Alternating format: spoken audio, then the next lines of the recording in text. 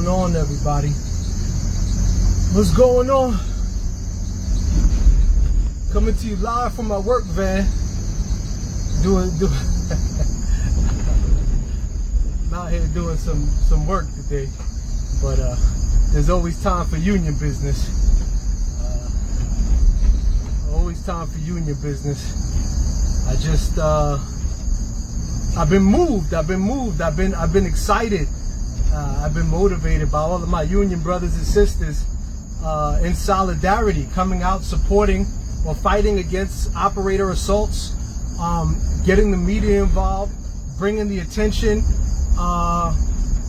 that is required to start the conversation, to make a change. But you know, I always have to include my resolve to all of our circumstances, because I never want the truth to get lost in translation. It's very easy to get caught up in emotion and never really get to the bottom of what the real problems are, and you end up punching a heavy bag, which never really prepares you for the actual fight. It's the reason why in boxing you actually have to spar with someone, because the bag doesn't hit back. You can punch the bag all you want, but at some point you got to prepare for the ring, because in the ring you're going to be fighting somebody who's also been punching a heavy bag and who has been sparring as well. So the question there lies, with the assaults that are happening and all of the aggressive nature that's being directed towards transit workers, how do we fix it? What is the end game? And who's responsible for rectifying all of our issues? As we know, we have a part to play. We know the MTA has a part to play. We know the union has a part to play. And we know the riding public has a part to play. So, are the steps that are currently being taken, are they enough? Are they aimed towards the right direction? Who's responsible for addressing the needs, the wants of transit workers? Well, as we know, at contract time, the needs and the wants of the members are directly addressed by the governor. That is no secret. That is no special panel. It is directly controlled by the governor. It is why in several years past, our leadership has always suggested it is better to be cordial and not to attack the governor, because he is the one who ultimately signs off on our raises and on our contracts. So it is always better suited to work well with him, because it will suit our greater needs. Well then, how is it possible for the last 6 years, all of our energy, our flyers, and our name calling has been addressed at the mayor? I've never seen the mayor at the table negotiating our contracts. Actually, I clearly remember the mayor saying when transit workers had died, that it wasn't his responsibility to go to a transit funeral, because he doesn't govern that agency. He said it in the Daily News. He said it on New York 1. He said it on Channel 7 when he was asked why he wasn't going to the funeral of said transit workers who had passed away in the line of duty. And he clearly stated, because it's not his responsibility, because he doesn't govern those agencies. He doesn't manage those agencies. And that is the state's responsibility, because we are a state agency. So why are we wasting resources and time directing all of this campaign to the mayor, asking him for more police, when the police have clearly already established that they intend to do no good in that regard, because they are afraid of the consequences of what it might take to actually clean up the system? Right? The police have clearly and emphatically stated that it is not necessarily the issue of doing the work, they're more than happy to do the work. The problem is their standard of policing that is required to actually clean up the system, they feel will lead to them being disciplined or potentially arrested or lose their job. Because in order to address the real issues in the transit system, everyone is well aware that part of the issue in the transit system is you are dealing with people who are not sane. Therefore, asking them or requesting them to comply is null and void. You're asking someone who's not mentally stable to follow rules. And what happens when that person doesn't follow rules? Ask Sarah Feinberg. She did a tour of the train. She went on the train with security guards and the media. And without 5 minutes being on the train, she confronted an EDP who was not responsive to anything and was threatening. And in her words, and to paraphrase, because I don't remember them verbatim, but she said pretty much, oh, this is a problem. And you know what? That guy needs help. But let's get off this train, guys. Well, the workers don't get to get off the train, Sarah. We actually have to stay there for a full tour and encounter multiple instances with several different standards of mental illness, many different standards of poverty, many different standards of social and economic dysfunction that in retrospect, we are masters at dealing with. That is our specialty. We have mastered navigating a system that provides us and offers us very little assistance to navigate those circumstances. But what couldn't be navigated was the pandemic. So that exposed a flaw in the system. It heightened the experiences with the police being hands off. And the police are well aware that in order to deal with EDPs or people who are mentally unstable or people who are violent or who intend violence, that it is not going to be a peaceful transaction. And in the course of doing so, the police feel as if they might have to get rough to properly cleanse or protect the system. And because of new policies, because of reasonable policies in many regards, but actual policies that the police feel has handcuffed them, they are not willing to engage people because the consequences to them are losing their livelihood or potentially their freedom. So a campaign is necessary to bring awareness to our safety.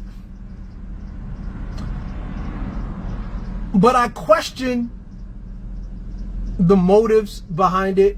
I won't ill speak of anything positive when I see people in this shirt standing in unison, in solidarity, doing what union members should be doing.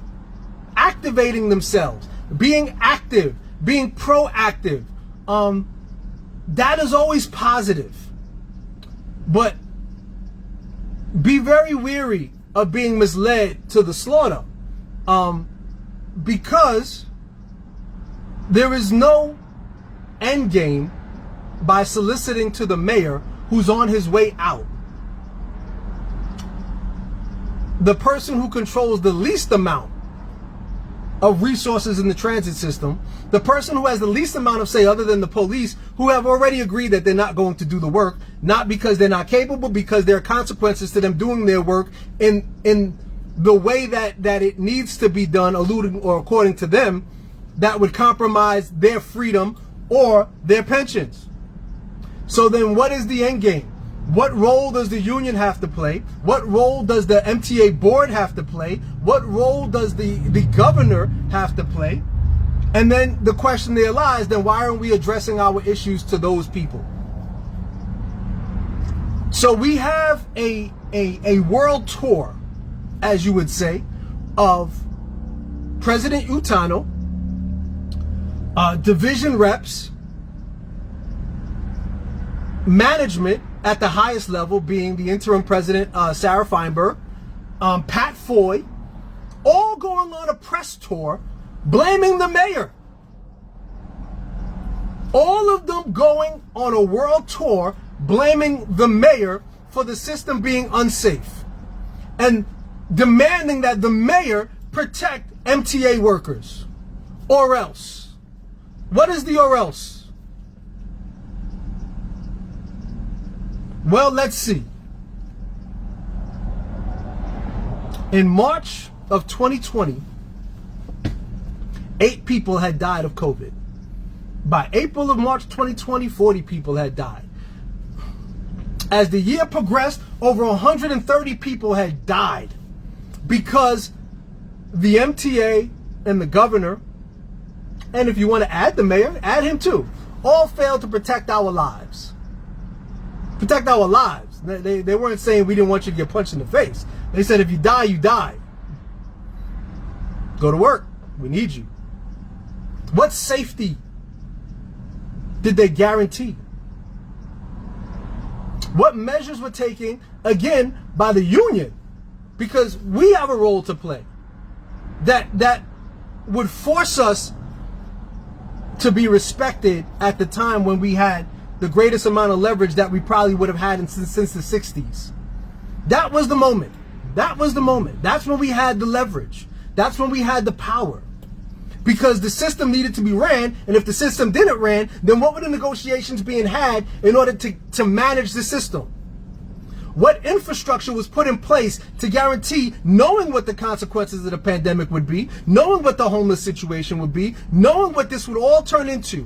What provisions were put in place to protect this? What safety stand down? What 50 officers went out on a bus and demanded that we be protected in the midst of us losing our lives? What level of fight back? What level of posters? What level of aggression was lamented against the people who allowed us to die? Where was the anger? Where was the fiery attitudes that the same people today are going out and demanding that we be protected against some EDPs instead of a silent killer that was wiping us out faster than any other pandemic in the history of the transit system? Where was the anger? The anger came because Starbucks said no, we couldn't get a cup of coffee. But the anger wasn't about the 130 people that died. We said we'll put their picture on a wall and we'll send their family a $500,000 check. We'll give you a shower curtain and some hand wipes. Now go out there and drive the bus. Hope you don't die. Good luck, guys. Glad we're doing a job for the citizens of New York. Glad we're out here being heroes. Angry? You're angry? You're angry that assaults are up? Well, I'm angry that people died last year. Sorry, I haven't gotten over it. We're still going to funerals for those families. Sorry. I'm sorry that your anger is a year and a half late.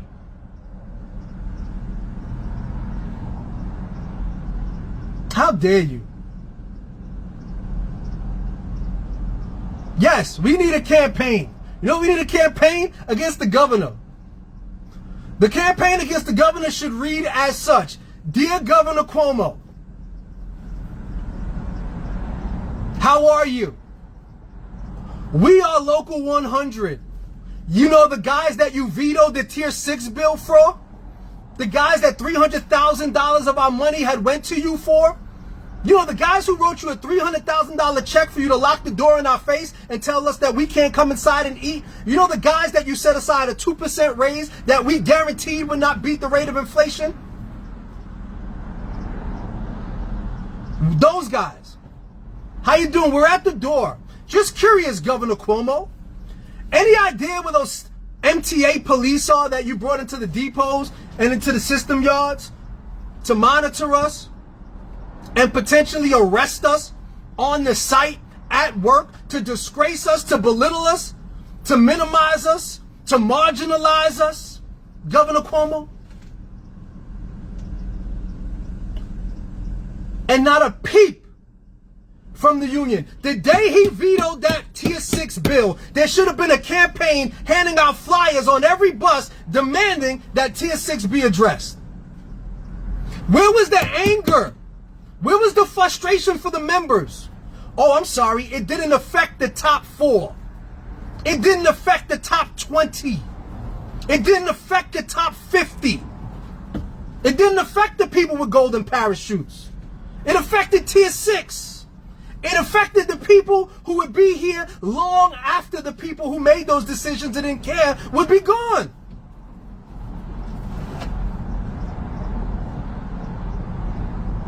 Celebrate your greatness, but don't fall for trickery. Don't believe that the people who stand beside you are really there for you. They're there because they need you. They need you to stand with them to make them seem as if they are relevant. You know who real relevant people are? They stand alone. They don't need a soapbox and 80 people to pat them on the back and say, hey, good job, guys. You're doing great. Thanks for being there for us. You need results. You know what a result is? Finding a solution in your operation, in your title. Let's go beg. Let's go beg to not be punched in the face. Oh, we're so mad. Oh, we're furious. Take this flyer, hand it around. I'm sure the guy who's gonna punch you in the face read that flyer before he smacks you in the back of the head.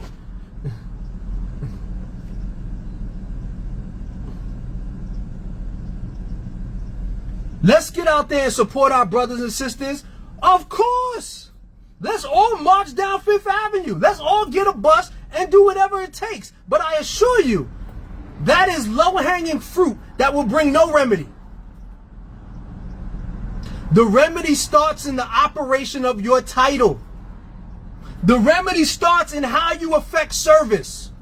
The remedy starts on how you get treated by the people who don't care about you. How do you demand respect when the people who you're going to ask for respect are out there campaigning with you against the wrong person?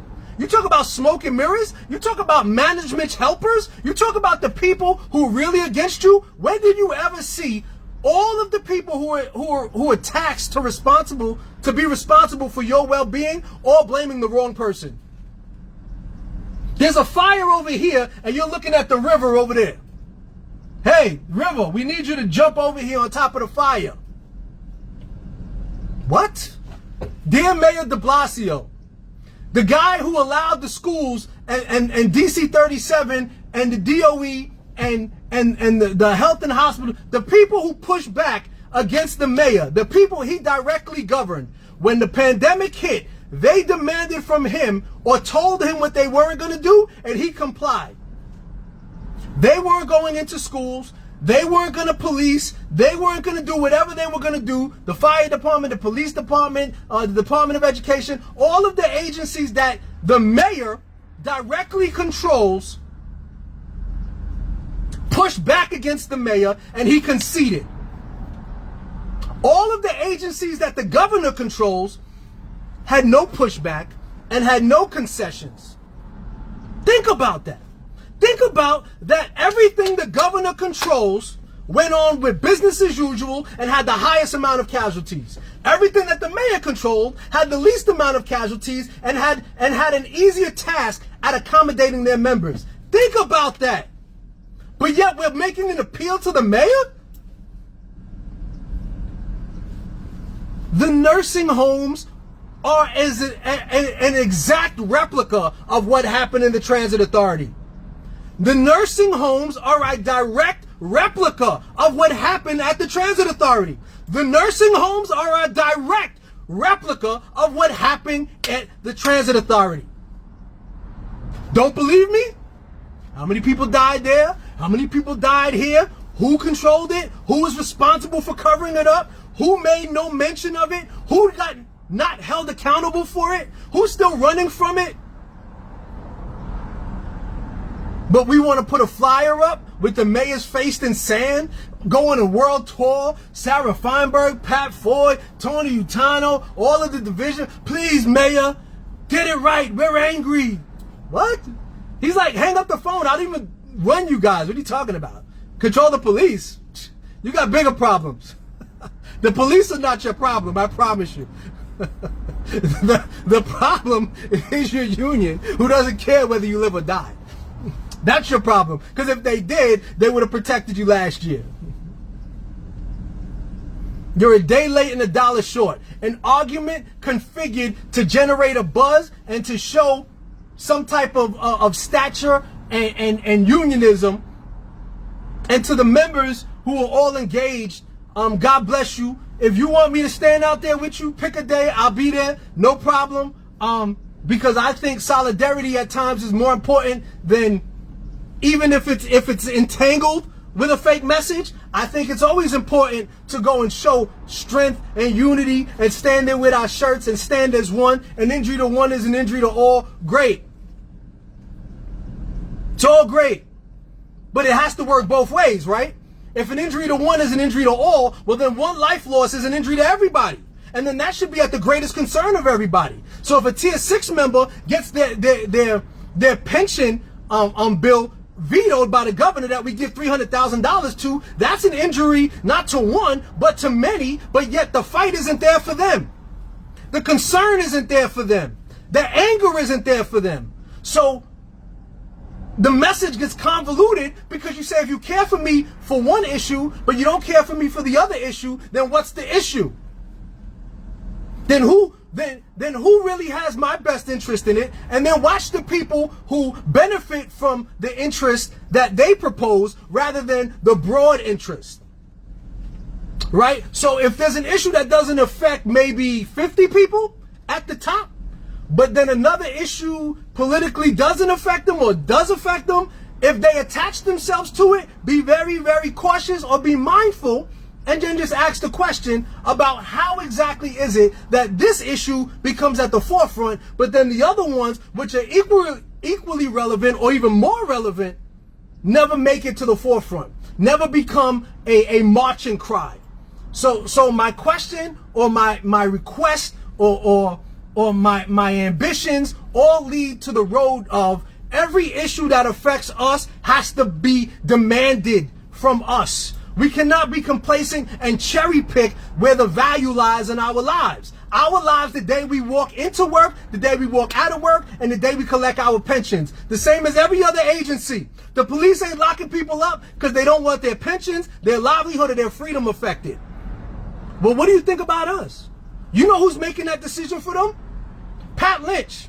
They're having these secret memos that go around and say, look, at the end of the day, all that chokehold stuff, all of that grab stuff, all of that protected immunity stuff, we hands off. EDPs, your problem, MTA. We'll stand there. We'll provide a presence, but we're not doing the active engagement because that might require a headlock. That might require me to punch you in the stomach. That might require me to put my knee in your back. And we're not having it. So the same people who condemn them and chastise them and belittle the police, now you're begging them again to come save you. So doesn't the same narrative apply that you don't want to belittle or anger or piss off the governor because he might not give you concessions at contract time? Well, how do you think the same relates to the NYPD?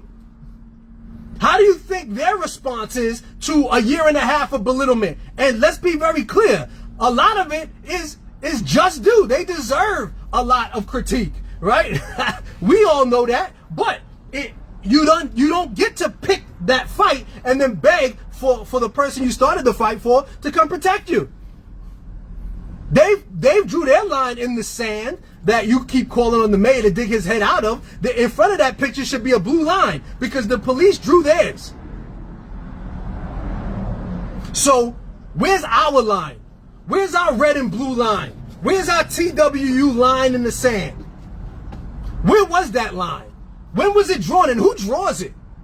Do the members draw it? Or do the people we elect to govern us draw it? Because they always tell us that we're not allowed to communicate with the higher ups and you have to go through the proper channels and that these have to be worked their way up and, bring it to us and we'll bring it to the top. Well, we've been bringing it to you for a year and a half. And what did you bring to the top? You brought back to the top a red herring. You came back with empty promises and false promotion. In solidarity, we still live to fight another day. Stay strong, my brothers and sisters. It's a new day. They can't lie or sell a dream to the people who are already awake. Have a great day, y'all. Stay righteous. See y'all on the road.